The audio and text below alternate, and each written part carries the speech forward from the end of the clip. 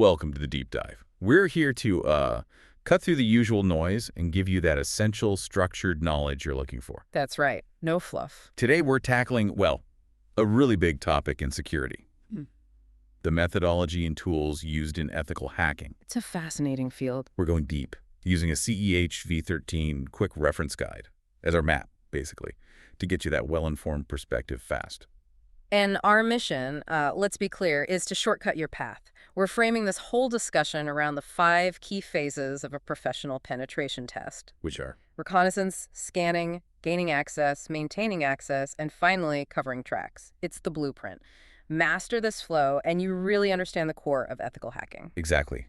We know you need to get a grip on this whole field quickly. So let's start right at the foundation, the principles that, define what we're even trying to protect in the first place. When we talk cybersecurity, it's not just like stopping bad guys. Success is measured against 3 core ideas, the bedrock, really. It's called the CIA triad. It's amazing, isn't it? Every single security decision, every firewall rule, encryption, it all ties back to these 3 things: confidentiality, integrity, and availability. The fundamental goals. Okay, let's break them down. Confidentiality first. That's probably what most people think of. Sure. Keeping secrets secret. Right. Information should only be accessible to authorized users. So think encryption, access controls, protecting data when it's stored, when it's moving. If your competitor gets your secret plans, well, you've lost confidentiality. Then there's integrity. This one's a bit more subtle sometimes, but just as vital. It means the data has to be accurate and complete. It can't be changed, either accidentally or maliciously, without authorization. Like bank records. Exactly. If someone or even a system glitch changes your bank balance, integrity is gone. That's why we need things like hashing, digital signatures, ways to prove the data hasn't been messed with. And the third pillar, availability. Pretty straightforward, this one. Systems need to be up and running, accessible when authorized users need them. You could have the best encryption, perfect data integrity. But if a DDoS attack takes your website offline during your biggest sale, then your security has failed on availability. Utterly. And what's really crucial for you, the listener, to grasp is that these 3 often conflict. You have to make trade-offs. Yes, sir. Well, take that DDoS example, availability is hit. But think about the opposite. Say you want maximum confidentiality, you lock data on air-gapped servers, need 3 types of biometrics. Super secure. Super secure, yes. Confidentiality and integrity might be near perfect, but now it's so slow, so hard to access. Availability plummets, it becomes useless. Security is always a balancing act between these 3. That's a great point. It's not a state you achieve, it's a dynamic, an equilibrium. Well, okay, so we know what we're protecting. Now let's talk about who. The guide really stresses intent when defining hacker roles. Hacker is a broad term, but ethical hacking, our focus, that's the realm of the white hats. Right. White hats are the good guys, basically, the defenders. They test systems with permission, legally. Their goal is to find weaknesses and help the organization fix them. They follow strict rules. Then the opposite. Black hats, malicious intent, damage, theft, pure illegal exploitation. They're the adversaries the white hats are paid to think like. And sitting somewhere in the middle, you've got the gray hat. This is trickier. How so? They might find a vulnerability, maybe without permission. They might even exploit it. Sometimes they report it later, maybe looking for a bug bounty or just, recognition. So their ethics are questionable. Definitely questionable from a legal standpoint. They accessed without authorization. But here's the debate. If they find a critical flaw that nobody else saw and reporting it gets it fixed faster, did they actually do good for overall security?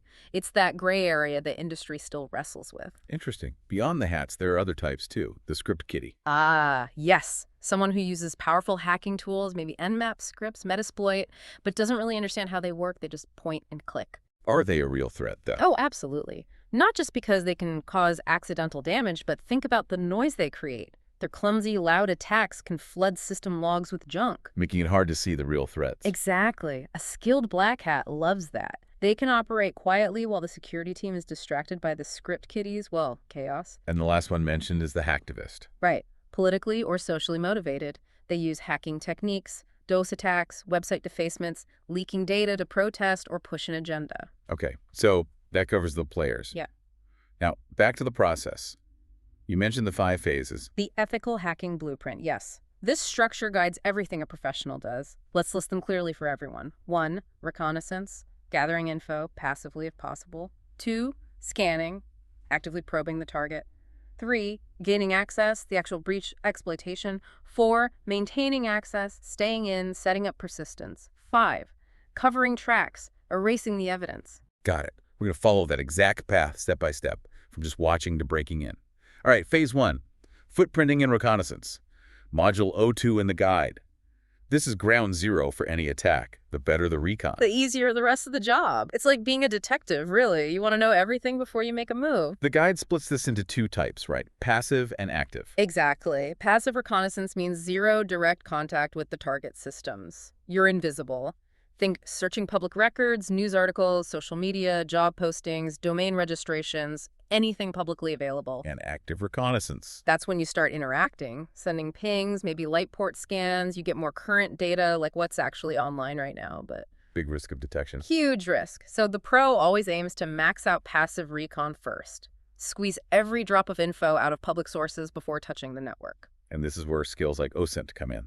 Open source intelligence. Precisely. And one of the most, well, almost surprisingly effective OSINT techniques is Google dorking. Using those special Google search commands. Yeah, it's about using specific operators to find stuff that organizations accidentally left exposed online, stuff Google indexed, like using site.target.com. Restricts the search just to their domain, right? Yeah. Find old pages, subdomains. Exactly. But the real magic happens when you combine them.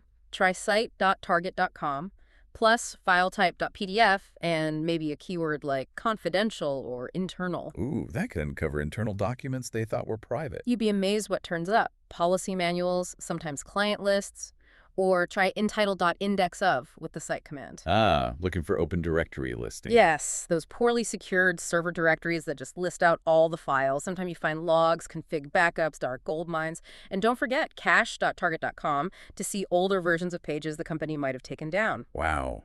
Okay, so Google dorking is powerful. What other recon tools are mentioned? Well, beyond Google, there's WHOIS lookups, gives you domain registration details, contact emails, sometimes names and addresses of staff, foundational stuff. Then things get more specialized. Definitely. Shodan.io, it's like a search engine, but for devices connected to the internet. Not websites, but things like webcams, printers, industrial control systems. So you can find exposed hardware. Exposed everything. It searches based on the banners and metadata devices send out. Terrifyingly effective for finding vulnerable IoT stuff. What about mapping relationships? That's where Maltego shines. It takes bits of public data, emails, domains, social profiles, and visually maps out the connections. Helps build a big picture of the target's structure and people. And the harvester. Great for automating the collection of emails and subdomains linked to a target domain. Pulls from multiple sources. All this recon builds the intelligence picture before you risk making noise. Which leads us neatly into phase 2. Scanning networks. Module O3, if phase 1 was drawing the map. Phase 2 is checking which doors are unlocked on that map. This is the first sustained direct interaction, probing the target. The main goal here is finding live hosts, open ports, and what services are running on those ports. The guide talks about different scan types, balancing stealth versus getting all the info. The loudest one is the TCP Connect scan, DEAD-ST and Nmap. It does the full standard three-way handshake, SYN, ACK. So the target system logs it as a normal connection attempt. Absolutely. It's reliable, very accurate, but leaves obvious footprints in the logs, very noisy. So to be sneakier, you use the SYN scan, or half-open scan, -SS in Nmap. It sends the first SYN packet, gets the SYN ACK back if the port is open. But then, instead of sending the final ACK to complete the connection, it sends an RST reset packet immediately, tears down the connection before it's fully established. making it harder to log. Harder for standard application logs, yes. But it's not invisible. Modern firewalls, intrusion detection systems, IDS, they're often specifically configured to look for these half-open scans. You're just changing how you might be detected, not eliminating the risk entirely. Okay, and there are even stealthier methods. Oh, yeah. Techniques like the NLL scan sends a packet with no TCP flags set. The IFEN scan sends only a FIN flag. These exploit quirks in how some older systems respond. They might ignore these weird packets on open ports, but send an RST for closed ports. Letting you figure out the port state without setting a standard SYN. Kind of, yeah. Also, UDP scans -U for connectionless services. That often relies on getting back an ICMP port unreachable message if the port is closed, and silence if it's open or firewalled. Stealthier, but slower, and sometimes less reliable. Got it. And to make sense of any scan results, you need to know the common ports. Absolutely critical. The guide lists the essentials. Port 21, that's FTP, often insecure. Port 22, SSH, the secure way to connect. 80 for regular web traffic, HTTP. 443 for encrypted web traffic, HTTPS. Right. And don't forget the dangerous ones often found open. Port 23, Telnet transmits everything in plain text, usernames, passwords, everything. Big no-no. Also 25 for SMTP, email transfer. And 3389. RDP, Remote Desktop Protocol for Windows. If that's exposed directly to the internet, it's a huge target for brute force password attacks.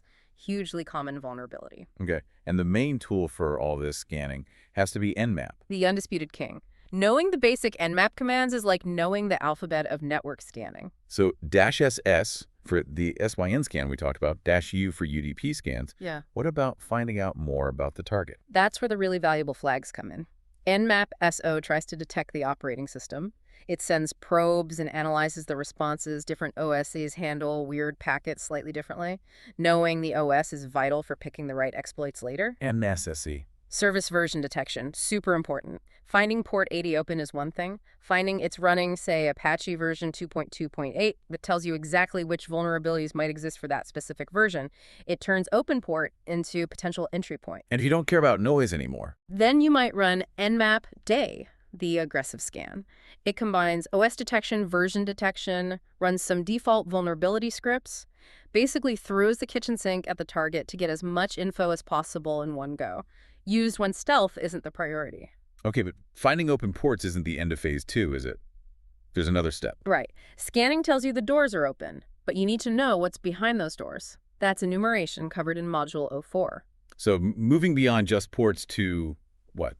Deeper service info. Exactly. Deep service analysis. Querying those open protocols to actively pull out details about users, network shares, system configurations, maybe even network topology. It's about making the scan data truly actionable. What kind of protocols are we talking about enumerating? Well, protocols that tend to leak information if they're not locked down tight, like SNMP, Simple Network Management Protocol, used for managing routers, switches, servers. Let me enumerate that. Tools like Stempwalk. If the device is using default community strings, basically passwords, often left as public or private, you can potentially dump huge amounts of configuration data. Network maps, firewall rules, really sensitive stuff. Wow. What else? LDAP, Lightweight Directory Access Protocol, used for directory services like Active Directory. If it's misconfigured, a tool like LDAP Search might let you anonymously query user lists, groups, organizational structures. That sounds bad. It is. And then there's DNS, the domain name system. It's the phone book for the entire network infrastructure. How do you enumerate DNS beyond just looking up names? Tools like Dig and SLOOKUP or specialized ones like Fierce can try to perform a zone transfer. What's that? It's basically asking the DNS server for its entire database for a specific domain. If the server is misconfigured to allow anyone to ask for this, You get the whole internal map. you get a list of practically every server, workstation, subdomain inside their network that's registered in DNS. Massive intelligence win for an attacker. Okay. The guide also mentions the difference between enumerating Windows and Linux systems once you have some kind of initial foothold. Yeah, the commands and techniques differ quite a bit. On a Windows system, you'd use built-in commands like netview to see available network shares, netuser to list accounts on the machine. No. Windows management instrumentation. It's incredibly powerful. Lets you query all sorts of system details, running processes, installed patches, hardware info. Very useful for post-exploitation recon. And on Linux? Different tool set. You might use Finger to get info about logged in users, or Who to see who's logged in across the network if it's running.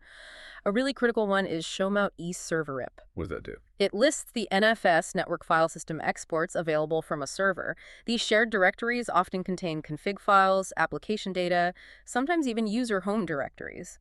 Finding an open NFS share can be a huge win.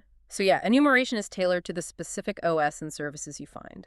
Okay, we've done our recon, scanned the network, enumerated services.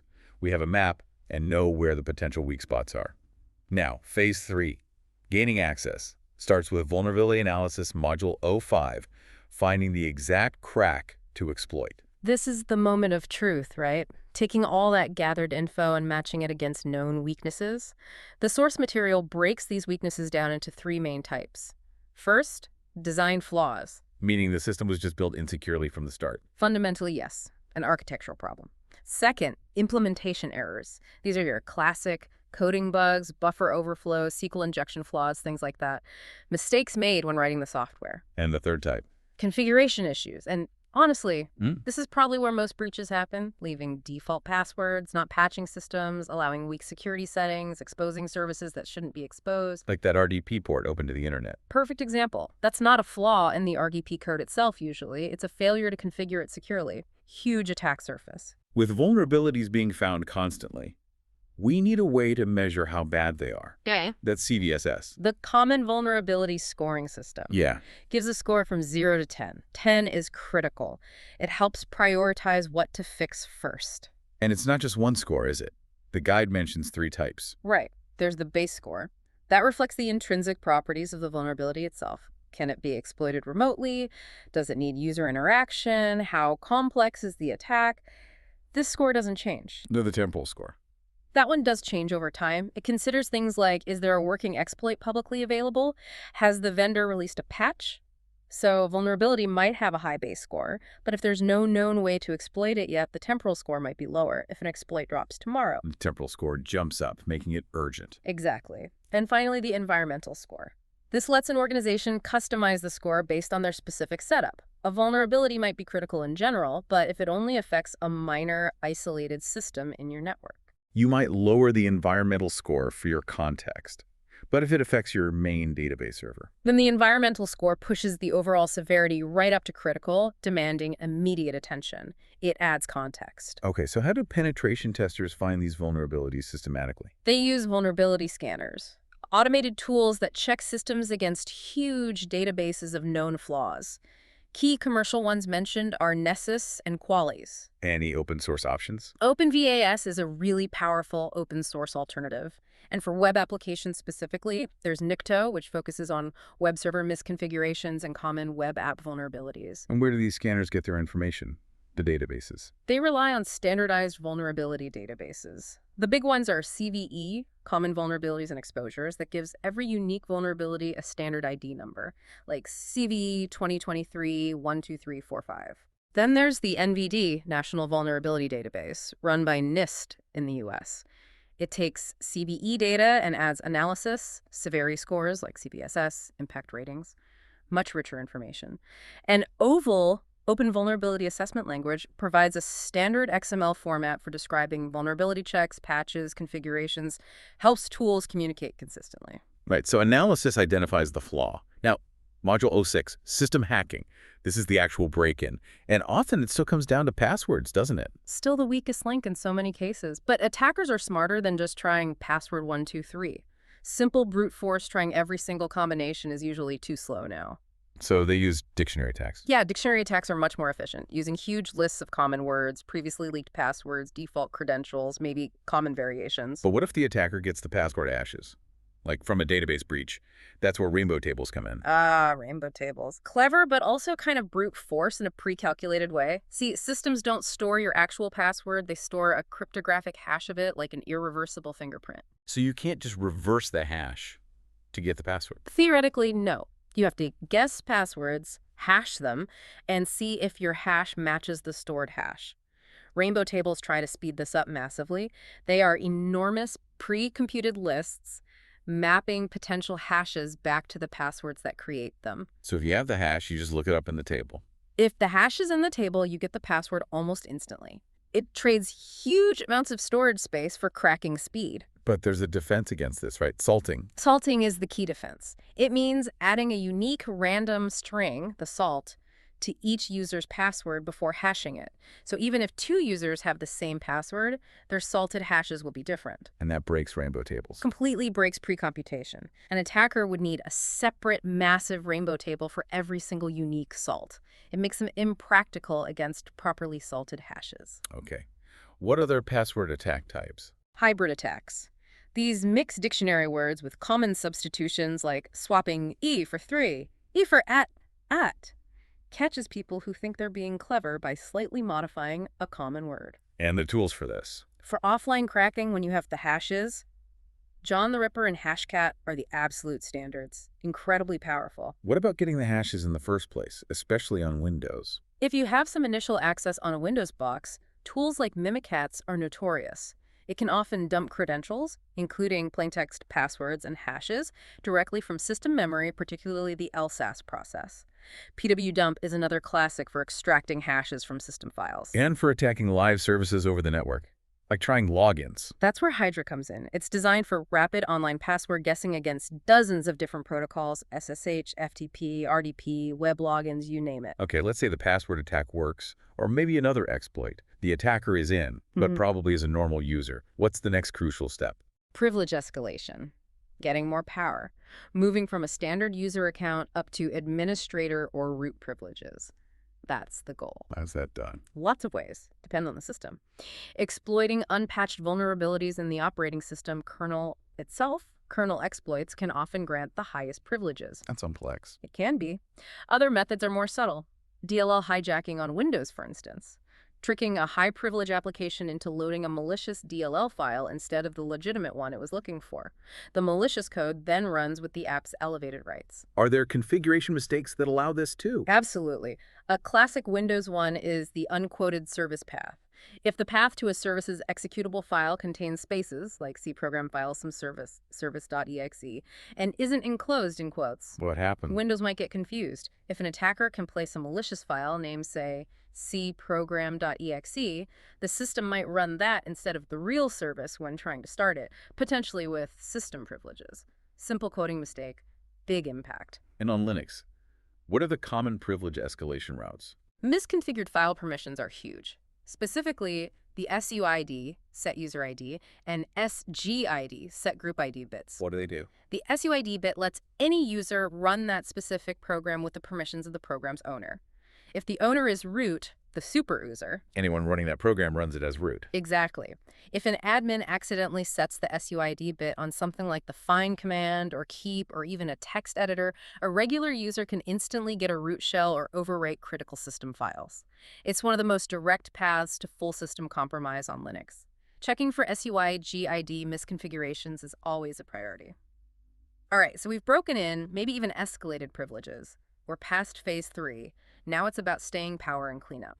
Phases 4 and 5, maintaining access and covering tracks. The next few modules feed directly into these goals. Makes sense. Let's start with Module 07, malware threats. This seems like the primary way attackers maintain that access. Understanding the different types feels important. Crucial. And the most commonly confused pair is virus versus worm. What's the difference? A virus needs a host file, right? Like attaches to a document or program, needs you to run it. Exactly. It needs help to spread. A worm, on the other hand, is self-propagating. It can spread across networks on its own, often by exploiting vulnerabilities without needing any user interaction.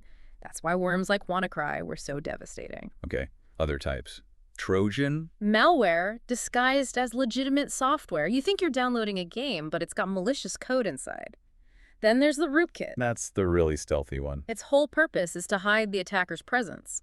It hooks deep into the operating system, maybe modifies kernel functions to make malicious processes or files invisible to standard tools and the user. Essential for long-term persistence. And of course, ransomware. The modern plague. Encrypts your files, demands payment, usually in crypto, for the key to get them back. Pure extortion. So how do security pros analyze these things when they find them? Multiple ways. For a quick check, upload it to VirusTotal. Scans a file against dozens of antivirus engines, gives you a fast initial verdict. But for deeper analysis? You need controlled environments. Cuckoo Sandbox is key for dynamic analysis.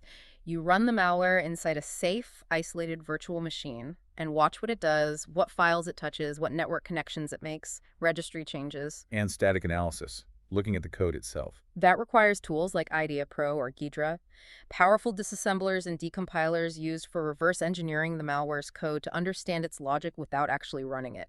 Very skilled work. And network traffic is important too. Always. Running Wireshark while the malware executes in the sandbox can reveal its command and control CNC servers, communication protocols, vital clues. When investigating a breach, what kind of evidence are analysts looking for? IOCs. Indicators of compromise, yes. Mhm. Specific, concrete pieces of data that signal a potential intrusion.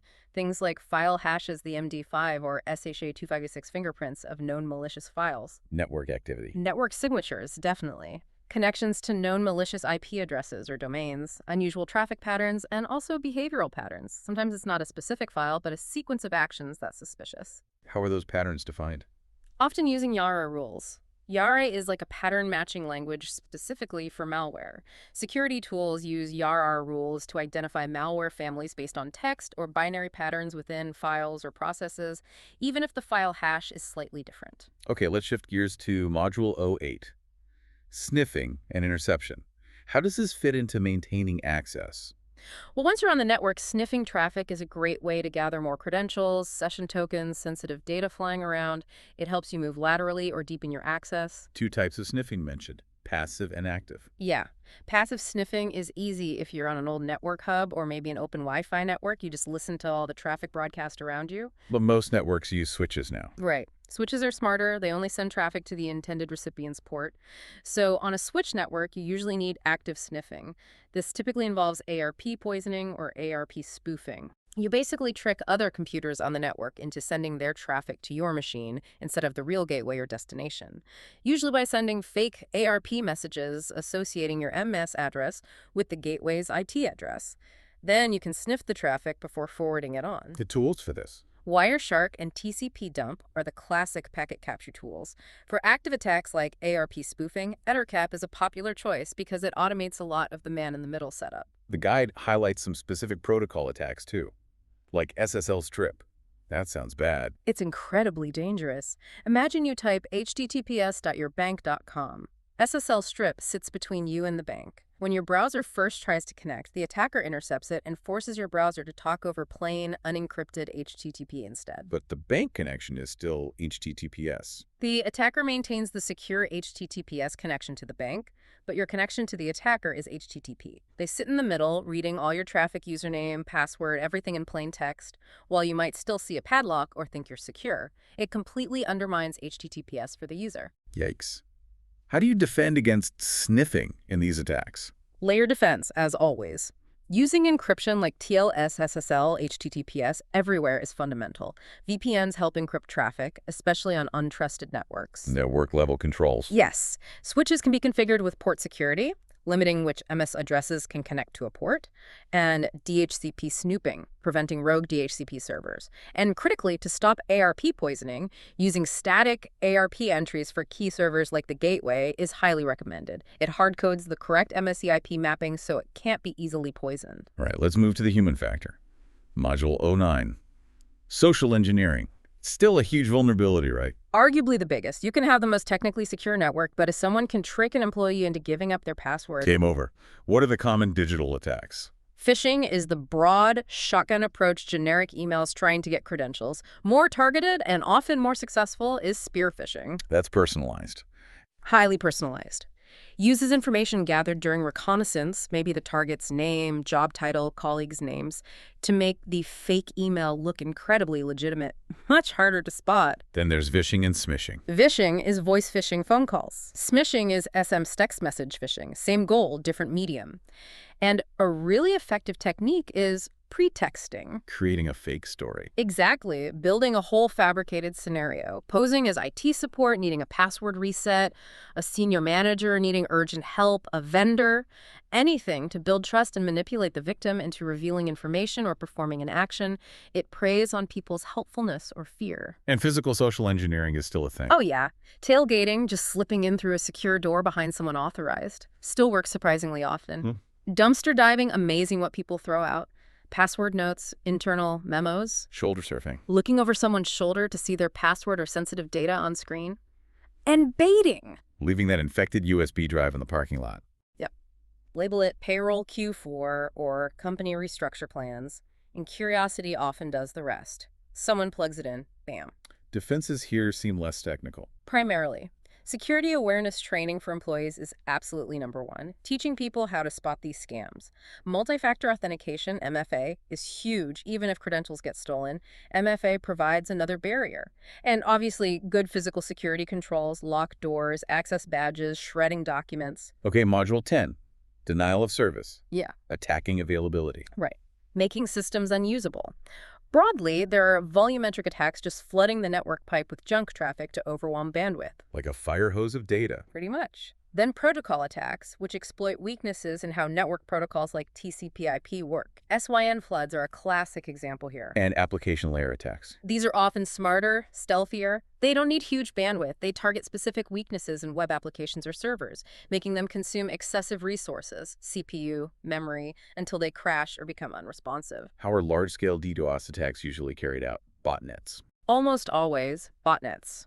Huge networks of compromised computers could be thousands, even millions, all controlled remotely by an attacker via command and control CNC servers. How do they communicate? Historically, often via IRC channels. Now, HTTP/HTTPS is common, sometimes P2P architectures to make takedowns harder. The botnet gets the command and unleashes the flood. Common flood types. Massive UDP floods, simple, high volume. SYN floods, exhausting server connection states. ICMP floods. For the application layer, the HTTP flood is common. Bots repeatedly request web pages or resources, overwhelming the web server. And slow loris. That one sounds weird. It's clever. It opens many connections to a web server, but then sends HTTP request headers very slowly, piece by piece, keeping each connection alive but consuming server resources.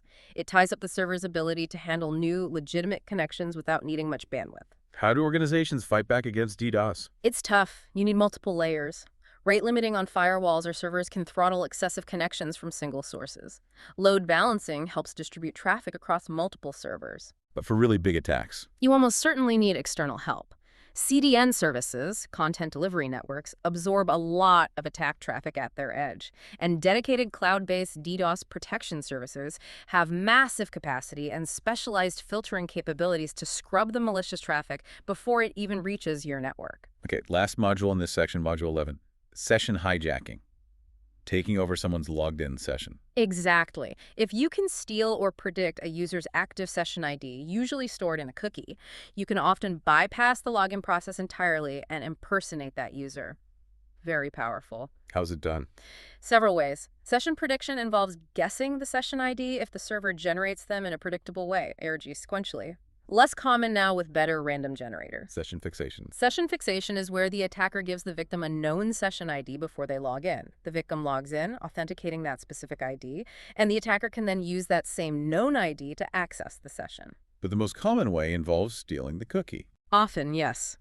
Using cross-site scripting, excess vulnerabilities, is a primary method. An attacker injects malicious script into a website the victim visits. That script runs in the victim's browser and steals their session cookie, sending it back to the attacker. Man-in-the-middle attacks can do this too. Definitely. If an attacker is intercepting traffic, like with ARP poisoning or on insecure Wi-Fi, they can just grab the session cookie as it goes past. What tools are used to find these session flaws? Web application security proxies like Burp Suite and OWASP ZAP are essential. They let testers intercept and manipulate all the traffic between the browser and the server, making it easy to examine session cookies, test for XSS, and try out hijacking techniques. So, for our listener, how do you protect against session hijacking? What are the countermeasures? Good web development hygiene is key. Always use HTTPS to encrypt the traffic, protecting cookies in transit. Generate session IDs using a cryptographically secure random number generator so they're unpredictable. Anything else? IP address binding is a good defense. The server checks if the IP address using a session cookie suddenly changes mid-session. If it does, it might indicate hijacking, so the session is invalidated. And those cookie flags. Ah, yes. Absolutely critical. Session cookies should always be marked with the secure flag, so they're only sent over HTTPS. And crucially, the HTTP-only flag. What does HTTP do? It tells the browser that the cookie should not be accessible via client-side scripts, like JavaScript. This is the single best defense against having session cookies stolen via XSS attacks. The script simply can't read the cookie. Small flag, massive security benefit. #outro. Wow. Okay, that was quite the journey through the entire ethical hacking blueprint.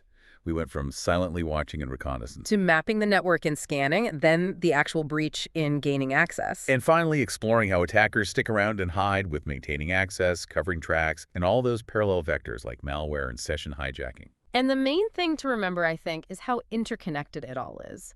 Good recon makes access easier. Good persistence techniques rely on covering tracks well. Every defense we mention, from patching systems to using HTTP-only It's cookies. a direct answer to a specific step in that attacker lifecycle. Exactly. Understanding the full cycle helps you build a much more robust defense. So for you listening, think about the huge range of vulnerabilities we touched on. Yeah. Deep technical stuff like kernel exploits, Oh, DLL hijacking, network attacks like DOS, session hijacking, yeah, but also those basic configuration issues we mentioned. and the completely non-technical threat of social engineering. It's a massive landscape. Which leads to maybe a final thought for you to chew on. Given this whole spectrum, technical flaws, human error, configuration mistakes, which category do you think poses the single biggest challenge to maintaining that CIA triad confidentiality, integrity, availability right now? We talked about how common those boring configuration issues are: defaults, weak passwords, missed patches. Could it be that simple, systematic administrative sloppiness is actually the most critical vulnerability type we face today, even more so than zero-day exploits or sophisticated attacks? Or do you think the complexity of modern application attacks represents the greater danger? Where should defenders really focus their efforts for the most bang for their buck? Something to